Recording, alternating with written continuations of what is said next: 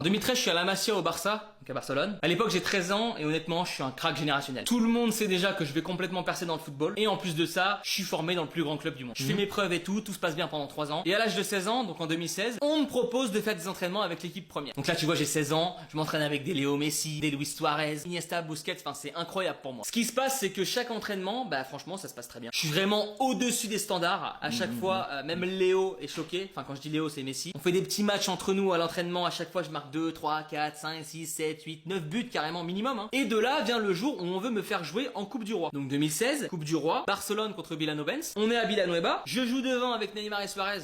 Donc tu l'as compris, je remplace Léo. Et tu sais ce qui se passe? On gagne 6-1, je marque 4 buts. Et là, bah le lendemain, je suis dans tous les journaux. En Espagne, en France, dans le monde entier en fait. Je suis clairement le prochain crack. À Barcelone, on parle déjà de l'après-Messi, en 2016. Les jours passent, les entraînements se déroulent, je fais quelques petits matchs. Je fais mes débuts en Liga. Je m'intègre dans l'équipe première, on fait des barbecues chez Luis. Je sors un petit peu avec Neymar, des petites après-midi chez Léo. Enfin, tout se passe bien. Mais un beau jour à l'entraînement, je prends un tacle par derrière de Jordi Alba. Et de là, je suis blessé, j'en ai pour 1 an, vraiment, opération, etc. Et puis, bah juste après cette blessure, bah j'ai complètement arrêté le football parce qu'en fait, j'ai subi un traumatisme qui fait que je n'arrive plus à jouer au foot en fait. Et c'est vraiment dommage quand tu sais le potentiel que j'avais en fait. Mais bon bah c'est la vie, c'est comme ça malheureusement, on pourra jamais savoir.